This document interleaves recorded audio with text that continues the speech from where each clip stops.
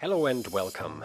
There are various good reasons to place your Java web application that is running in the Apache Tomcat behind a reverse proxy. Load balancing, implementing a TLS termination proxy, or adding a web application firewall to the mix are some examples. Let's have a look at the setup first.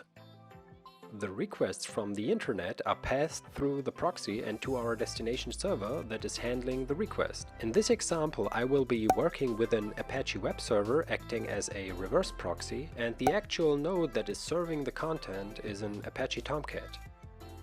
The Tomcat is listening on port 8090 for HTTP requests here. If the reverse proxy serves the content with HTTPS, have a look at the scheme, proxy name and proxy port attributes in the connector element, as you may have to add those. Before configuring the reverse proxy port, make sure that the Apache web server has the proxy module enabled. On a Debian Linux, you can check this with the a2enmod command. Alternatively, you can have a look inside the etc apache 2 mods enabled directory, and if you find proxyconf, proxyload and proxy_http load files, you should be good to go.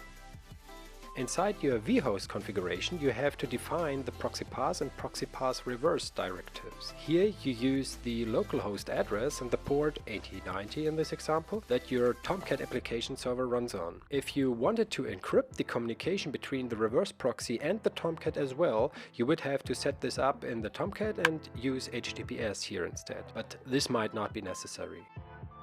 Thank you for watching this video. In case you liked it, give it a thumbs up, and if you did not like it, a thumbs down. Either way, please let me know in the comments what you think. If you do not want to miss any future videos, simply subscribe to the channel and activate the bell to get notifications when a new video is published.